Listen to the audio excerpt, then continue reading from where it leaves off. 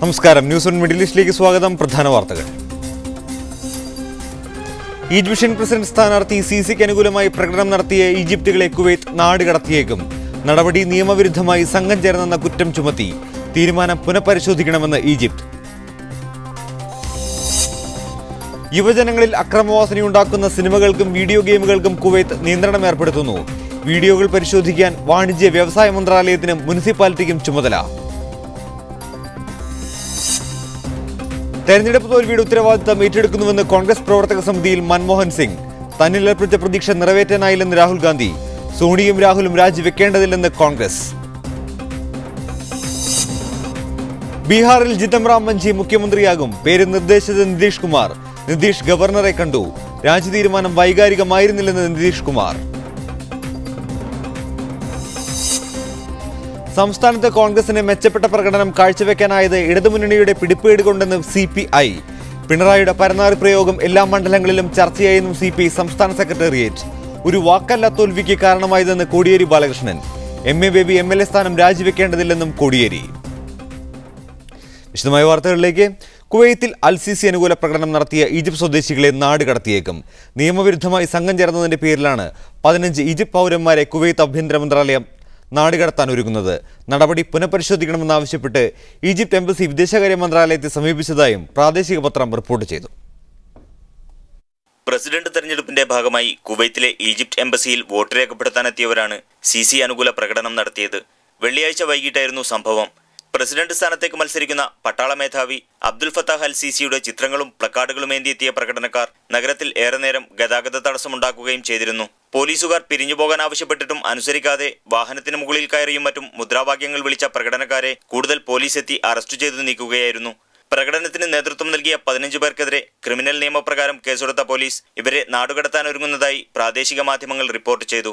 വിദേശികൾ അനധികൃതമായി സംഘം ചേരുന്നതിനും പ്രകടനങ്ങൾ നടത്തുന്നതിനും നിരോധം നിലവിലുള്ള കുവൈറ്റിൽ കഴിഞ്ഞ വർഷം പട്ടാള അട്ടിമറിയിലൂടെ സ്ഥാനഭ്രഷ്ടനാക്കപ്പെട്ട മുഹമ്മദ് മുർസിയെ അനുകൂലിച്ച് പ്രകടനം നടത്തിയതിന്റെ പേരിൽ 9 ഈജിപ്ത് സ്വദേശികളെ നാടുകടത്തിയിരുന്നു. അതേസമയം അറസ്റ്റിലായ 15 പേരുടെ മോചനത്തിനായി രാജ്യത്തെ ഈജിപ്ഷ്യൻ എംബസി ശ്രമങ്ങൾ ആരംഭിച്ചതായാണ് വിവരം. ഭാവിയിൽ ഇത്തരം പ്രവൃത്തികൾ ആവർത്തിക്കില്ല എന്ന ഉറപ്പിൽ ശിക്ഷാ നടപടികൾ ഒഴിവാക്കണമെന്ന ആവശ്യം എംബസി മുന്നോട്ട് വച്ചതായി എംബസി വൃത്തങ്ങളെ ഉദ്ധരിച്ച് അൽ-അൻബ പത്രം റിപ്പോർട്ട് ചെയ്തു. ഈജിപ്ഷ്യൻ ജനത ആരെ പ്രസിഡന്റായി തിരഞ്ഞെടുത്താലും രാജ്യത്തിന്റെ പൂർണ്ണ പിന്തുണ ഉണ്ടായിരിക്കുമെന്ന് കുവൈത്ത് വാർത്താവിതരണ മന്ത്രി ഷെയ്ഖ് സൽമാൻ അൽ ഹമൂദ് കഴിഞ്ഞ ദിവസം വ്യക്തമാക്കിയിരുന്നു. Muneer Ahmed, media 1 Kuwait city. യുവജനങ്ങളിൽ അക്രമവാസനയുണ്ടാക്കുന്ന സിനിമകൾക്കും വീഡിയോ ഗെയിമുകൾക്കും നിയന്ത്രണം ഏർപ്പെടുത്താൻ കുവൈത്ത് മന്ത്രിസഭയുടെ തീരുമാനം. ഇത് സംബന്ധിച്ച് പഠനം നടത്താനായി പ്രത്യേക സമിതിക്ക് രൂപം നൽകിയതായി cabinet secretary general Abdul Latif al Rawdan അറിയിച്ചു. അക്രമം പ്രോത്സാഹിപ്പിക്കുന്ന വീഡിയോ ഗെയിമുകളും സിനിമകളും പരിശോധിക്കാനും തടയാനുമുള്ള നടപടികൾക്കായി വാണിജ്യ വ്യവസായ മന്ത്രാലയത്തിലെയും മുനിസിപ്പാലിറ്റിയിലെയും വിഭാഗങ്ങളെ ചുമതലപ്പെടുത്തി. രാജ്യത്ത് വർദ്ധിക്കുന്ന അക്രമ സംഭവങ്ങളുടെ പശ്ചാത്തലത്തിലാണ് നടപടി. ഇന്ത്യയിൽ മോദി സർക്കാർ അധികാരത്തിലേറുന്നതോടെ ഇസ്രായേലുമായുള്ള നയതന്ത്ര ബന്ധം എങ്ങനെയാകുമെന്ന ആശങ്കയിലാണ് അറബ് രാജ്യങ്ങൾ. ഭരണമാറ്റത്തെ സ്വാഗതം ചെയ്തുകൊണ്ട് Israel president Benjamin Netanyahu Narendra Modi അഭിനന്ദിച്ചത് വെറുതെയാകില്ലെന്നാണ് അറബ് ലോകം വിശ്വസിക്കുന്നത്. നരേന്ദ്രമോദി അധികാരത്തിലേറുന്നതോടെ ലോകത്തെ ഏറ്റവും വലിയ ആയുധ വിൽപ്പനക്കാരായ ഇസ്രയേലും ആയുധങ്ങൾ വാങ്ങിക്കൂട്ടുന്ന ഇന്ത്യയും തമ്മിൽ വിവിധ കരാറുകളിൽ ഏർപ്പെടാനുള്ള സാധ്യത ഏറെയാണെന്നാണ് വിലയിരുത്തപ്പെടുന്നത്. ഇരു രാജ്യങ്ങളും തമ്മിൽ വർഷത്തിൽ $5 ബില്യൺ ആയുധ ഇടപാടുകളാണ് ഇപ്പോൾ നടക്കുന്നത്. ഇന്ത്യയിലെ തെരഞ്ഞെടുപ്പ് ഫലം പുറത്തുവന്നതോടെ മോദിയുടെ വിജയത്തിൽ നെറ്റിച്ചുളിക്കേണ്ടതില്ലെന്ന് ഇസ്രായേലി ന്യൂസ് പോർട്ടലായ അൽമസ്താർ സൂചിപ്പിച്ചതും ഇതുകൊണ്ടുതന്നെ. ഖത്തർ യൂണിവേഴ്സിറ്റിയിലെ ഗൾഫ് സ്റ്റഡീസ് വിഭാഗം തലവൻ ഡോക്ടർ അബ്ദുള്ള ബാ അബൂത്ത് നിരീക്ഷിച്ചത് പ്രകാരം ശാസ്ത്ര ഗവേഷണ മേഖലയിൽ ഇന്ത്യയും ഇസ്രായേലും തമ്മിൽ സഹകരണം ശക്തിപ്പെടാനാണ് സാധ്യത. എന്നാൽ ഇരു രാജ്യങ്ങളുടെയും ഭരണാധികാരികൾക്ക് മുസ്ലിം വിരോധം പ്രധാന അജണ്ടയാണെന്നത് ആശങ്കയുണ്ടാക്കുന്നതായും അദ്ദേഹം കൂട്ടിച്ചേർത്തു. അമേരിക്കയ്ക്ക് പുറമെ മോദിയെ അനുമോദിച്ചുകൊണ്ട് ഇസ്രായേൽ പ്രധാനമന്ത്രി ബെഞ്ചമിൻ നെതന്യാഹു നേരിൽ വിളിക്കുകയും ചെയ്തു. ഇന്ത്യയിൽ മോദിയുടെ നേതൃത്വത്തിലുള്ള സർക്കാർ വരുന്നതോടെ വിദേശ നയത്തിൽ തന്നെയാണ് കാര്യമായ മാറ്റമുണ്ടാവുകയെന്നും വിലയിരുത്തപ്പെടുന്നുണ്ട്. Media 1 Doha. കേന്ദ്രത്തിൽ വ്യക്തമായ ഭൂരിപക്ഷത്തോടെ NDA അധികാരത്തിൽ വന്നത് സമ്പദ് മേഖലയ്ക്ക് കൂടുതൽ കരുത്തു പകരുമെന്ന് പ്രമുഖ വ്യവസായിയും MK ഗ്രൂപ്പ് മേധാവിയുമായ MA യൂസഫലി അഭിപ്രായപ്പെട്ടു. അബുദാബിയിൽ മാധ്യമപ്രവർത്തകരോട് സംസാരിക്കുകയായിരുന്നു MA യൂസഫലി. അപ്പോൾ ഒരു സിംഗിൾ പാർട്ടി മെജോറിറ്റി കിട്ടിയപ്പോൾ തീർച്ചയായിട്ടും ഇന്ത്യയുടെ എക്കണോമിക് അതുപോലെ ഫ്യൂച്ചർ ജനറേഷന് ജോലി ഇൻഡസ്ട്രിയൽ റവല്യൂഷൻ തന്നെ പറയാം. കാരണം ഇൻഡസ്ട്രീസിൽ ഒരുപാട് വ്യത്യാസങ്ങൾ സംഭവിക്കും, ഒരുപാട് ഫോറിൻ ഇൻവെസ്റ്റ്മെൻറ്റ് വരും. ഇനിയും നമ്മുടെ കുട്ടികൾക്ക് ഭാവി ഭാസുരമാക്കാനും സിംഗിൾ പാർട്ടി മെജോറിറ്റിയോട് കൂടിയിട്ട് അധികാരത്തിൽ വന്നു എന്നുള്ളതിൽ പ്രവാസികൾക്ക്, പ്രത്യേകിച്ച് പ്രവാസി ബിസിനസ്സുകാർക്കുള്ളധികം സന്തോഷമുണ്ട്. കുവൈത്തിൽ കറൻസികളുടെ രൂപം മാറുന്നു. റമദാൻ 1 മുതൽ നിലവിലെ നോട്ടുകൾക്ക് പകരം കൂടുതൽ ആകർഷകമായ സെമി പ്ലാസ്റ്റിക് കറൻസികൾ പ്രാബല്യത്തിൽ വരുമെന്ന് central bank governor doctor Muhammad Yusuf Fazil അറിയിച്ചു. 1, 5, 10, 20 ദിനാർ നോട്ടുകളുടെ പരിഷ്കരിച്ച മാതൃകകൾ ഗവർണർ പ്രദർശിപ്പിച്ചു. ഉന്നത സർക്കാർ ഉദ്യോഗസ്ഥരുടെയും മാധ്യമപ്രവർത്തകരുടെയും മുന്നിലാണ് ഇവ പ്രദർശിപ്പിച്ചത്. കുവൈറ്റ് സെൻട്രൽ ബാങ്ക് രൂപീകൃതമായ ശേഷം 6ാം തവണയാണ് കറൻസികൾ പരിഷ്കരിക്കുന്നത്. ദോഹയിലെ ഹമദ് ഇന്റർനാഷണൽ എയർപോർട്ടിൽ നിന്ന് 4 വിമാനങ്ങൾ കൂടി സർവീസ് തുടങ്ങുന്നു. Saudi airlines, Oman air, air France, Lufthansa എന്നീ എയർലൈനുകളാണ് മെയ് 22-ന് ഹമദ് അന്താരാഷ്ട്ര വിമാനത്താവളത്തിൽ നിന്ന് പറന്നുയരുക. നിലവിൽ 15 വിമാന കമ്പനികളാണ് ഇവിടെ നിന്നും സർവീസ് നടത്തുന്നത്. മെയ് 27-ന് ഖത്തർ എയർവേസ് ഉൾപ്പെടെയുള്ള മറ്റ് വിമാന കമ്പനികളും ഹമദിൽ നിന്ന് സർവീസ് ആരംഭിക്കാനിരിക്കുകയാണ്. ഷാർജയിലെ ഹംറിയ ഫ്രീ സോൺ ഭാഗത്ത് നിന്ന് 34 വയസ്സുള്ള ഇന്ത്യക്കാരന്റെ മൃതദേഹം കണ്ടെത്തി. സംഭവസ്ഥലത്തെത്തിയ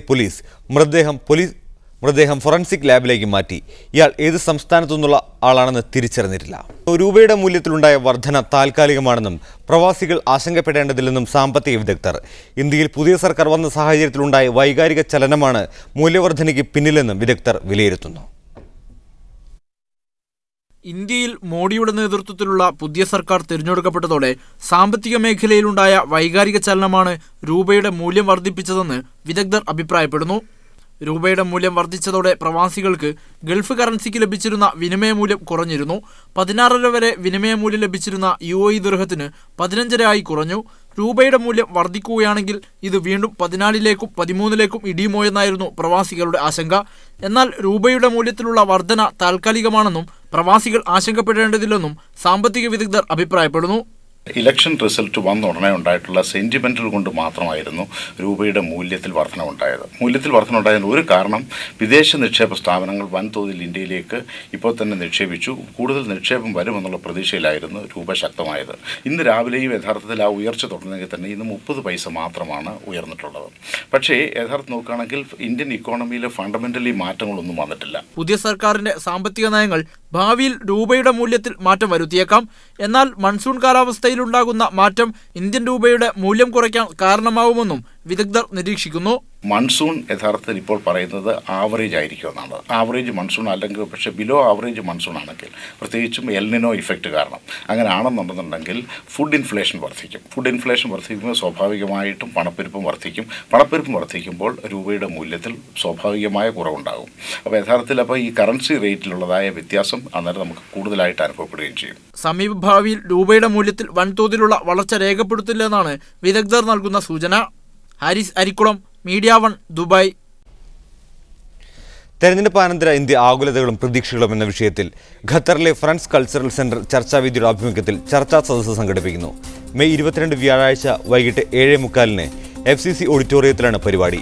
കൂടുതൽ വിവരങ്ങൾക്ക് 44 66 12 13 എന്ന നമ്പറിൽ ബന്ധപ്പെടാവുന്നതാണെന്ന് സംഘാടകർ അറിയിച്ചു. മിറാജ് ദിനം പ്രമാണിച്ച് ഒമാനിൽ ഈ മാസം 27-ന് പൊതു അവധി പ്രഖ്യാപിച്ചു.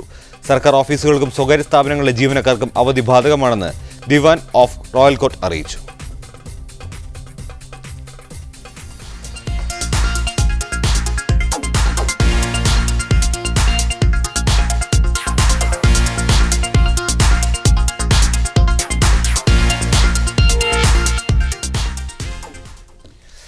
സിംഗപ്പൂർ ആസ്ഥാനമായി പ്രവർത്തിക്കുന്ന ജുമോ ഭോയ് ബിസിനസ് കുടുംബം റാഫിൾസ് റെസിഡൻസി എന്ന പേരിൽ ആഡംബര വിലകളുടെ പുതിയ പാർക്ക് നിർമ്മിക്കുന്നു. ബാംഗ്ലൂരിലെ വൈറ്റ്ഫീൽഡിൽ നിർമ്മിക്കുന്ന സംരംഭത്തിലേക്ക് വിദേശ ഇന്ത്യക്കാർക്ക് വൻ നിക്ഷേപാവസരമാണുള്ളതെന്ന് അധികൃതർ അറിയിച്ചു. ബാംഗ്ലൂരിലെ വളരുന്ന നഗരമായ വൈറ്റ്ഫീൽഡിൽ ആഡംബര താമസ സൗകര്യങ്ങളോടെയുള്ള വിശാലമായ പാർക്കാണ് റാഫിൾസ് പാർക്ക് എന്ന പേരിൽ ആരംഭിക്കുന്നത്. റിയൽ എസ്റ്റേറ്റ് രംഗത്ത് പ്രമുഖരായ സിംഗപ്പൂർ അടിസ്ഥാനമായി പ്രവർത്തിക്കുന്ന ജുമാബോയ് ബിസിനസ് കുടുംബമാണ് പാർക്ക് നിർമ്മിക്കുന്നത്. 15 ഏക്കറിൽ 5 ബെഡ്റൂമുകളുള്ള 61 വില്ലകൾ ഉൾക്കൊള്ളുന്നതാണ് പാർക്ക്. 1 ഏക്കറിൽ 4 വില്ലകൾ വീതം നിർമ്മിച്ച പാർക്ക് എല്ലാവിധ ആഡംബര സൗകര്യങ്ങളും ഉൾക്കൊള്ളുന്നതാണ്. കഴിഞ്ഞ വർഷം അവസാനത്തിൽ പ്രഖ്യാപിച്ച പദ്ധതിയുടെ നിർമ്മാണ പ്രവർത്തനങ്ങൾ നടന്നുകൊണ്ടിരിക്കുകയാണ്. വിദേശ ഇന്ത്യക്കാരുടെ നിക്ഷേപത്തിലൂടെ ഇന്ത്യയുടെ റിയൽ എസ്റ്റേറ്റ് രംഗം വൻ വളർച്ചയാണ് നേടുന്നത്. ഈ സാഹചര്യത്തിൽ റാഫേൽസ് റെസിഡൻസി പദ്ധതിയും വിദേശ ഇന്ത്യക്കാർക്ക് നിക്ഷേപത്തിനുള്ള മികച്ച അവസരമാണ് നൽകുന്നതെന്ന് Raffles residency joint promoter Iqbal Jumabhoy പത്രസമ്മേളനത്തിൽ പറഞ്ഞു. It was a fairly unique project in the Indian context. From a design perspective, it's involved the combination of two very well-known architects, Karan Grover and Associates in India, Warner Wong from Singapore. Real estate രംഗത്ത് 50 വർഷത്തെ പാരമ്പര്യമുള്ള ജുമാബോയ് കുടുംബത്തിന്റെ ഇന്ത്യയിലെ ആദ്യത്തെ പദ്ധതിയാണ് Raphael's park. UAE നിക്ഷേപകർക്ക് പദ്ധതിയുടെ വിശദീകരണാർത്ഥം May 30-31 തീയതികളിൽ ദുബായിലും ജൂൺ 1 അബുദാബിയിലും പ്രത്യേക റിവ്യൂ മീറ്റിംഗ് സംഘടിപ്പിക്കുമെന്നും അധികൃതർ അറിയിച്ചു. സെയിൽസ് മാർക്കറ്റിംഗ് ഹെഡ് ജയേന്ദ്ര കൃഷ്ണയും പത്രസമ്മേളനത്തിൽ സംബന്ധിച്ചു. Media 1 Dubai. ബഹ്റൈനിലെ ഫാഷൻ വിപണികളെ പുതിയ പ്രവണതകളെ പരിചയപ്പെടുത്താൻ രാജ്യത്തെ ഫാഷൻ റീറ്റെയിൽ സംരംഭമായ സെവൻത് ഹെവൻ ഉത്പന്നങ്ങളുടെ പ്രദർശനം സംഘടിപ്പിച്ചു. നിരവധി ഗൃഹോപകരണങ്ങളുടെയും അലങ്കാര വസ്തുക്കളുടെയും പ്രദർശനവും നടന്നു.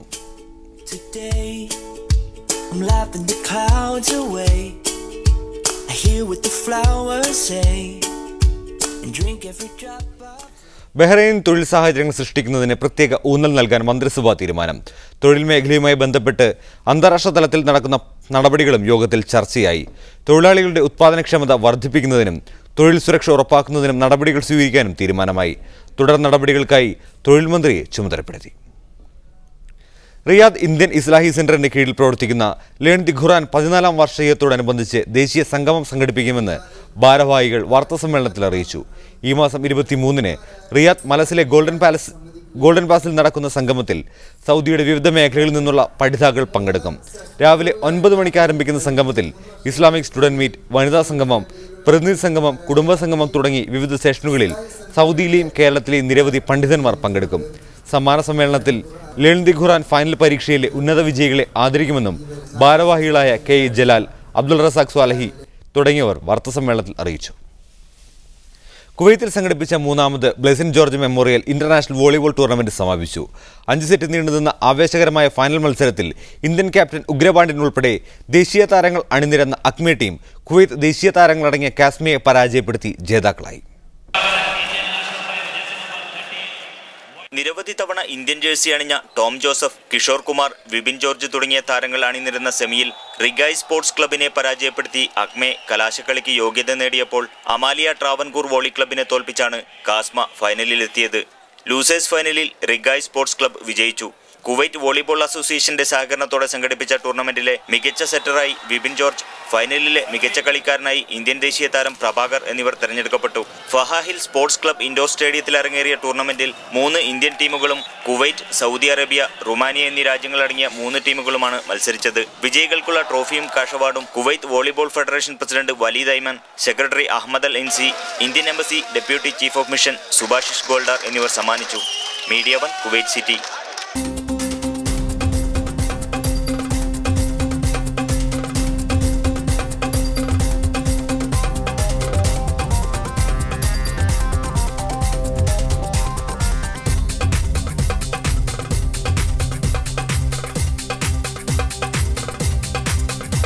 ബഹ്റൈനിലെ മനുഷ്യാവകാശ സംരക്ഷണ വിഷയത്തിൽ അമേരിക്കൻ വിദേശകാര്യ മന്ത്രാലയം തയ്യാറാക്കിയ റിപ്പോർട്ട് അബദ്ധങ്ങൾ നിറഞ്ഞതാണെന്ന് ഇൻഫർമേഷൻ മന്ത്രിയും സർക്കാർ ഔദ്യോഗിക വക്താവുമായ സമീർ ഇബ്രാഹിം ബിൻ റജബ് വ്യക്തമാക്കി. റിപ്പോർട്ടിൽ തെറ്റായി ചേർത്തിട്ടുള്ള മുഴുവൻ കാര്യങ്ങൾക്കും വിശദമായി മറുപടി നൽകിയിട്ടുണ്ടെന്ന് അവർ കൂട്ടിച്ചേർത്തു. സൗദി അറേബ്യയിലെ കിഴക്കൻ പ്രവിശ്യയിൽപ്പെട്ട ദമാം, ഖത്തീഫ് നഗരങ്ങളിൽ പൊതുഗതാഗതം മെച്ചപ്പെടുത്തുന്നതിന് ഭീമൻ പദ്ധതികൾ ആരംഭിക്കാൻ സൗദി മന്ത്രിസഭ അംഗീകാരം നൽകി. ജിദ്ദയിലെ അസ്ലാം കൊട്ടാരത്തിൽ കിരീടാവകാശി അമീർ സൽമാൻ ബിൻ അബ്ദുൽ അസീസിന്റെ അധ്യക്ഷതയിൽ ചേർന്ന മന്ത്രിസഭാ യോഗമാണ് കിഴക്കൻ പ്രവിശ്യയിലെ 2 വൻ നഗരങ്ങളിലെ ഗതാഗതക്കുരുക്കിന് പരിഹാരമാകുന്ന പദ്ധതികൾക്ക് അംഗീകാരം നൽകിയത്. മെട്രോ, ബസ് ഗതാഗതം എന്നിവ ഉൾപ്പെടുന്നതാണ് 7 വർഷം കൊണ്ട് പൂർത്തിയാകുന്ന പൊതുഗതാഗത പദ്ധതി. കിഴക്കൻ പ്രവിശ്യ ഗവർണറുടെ നേതൃത്വത്തിലുള്ള സമിതിയാണ് പദ്ധതിക്ക് മേൽനോട്ടം വഹിക്കുക.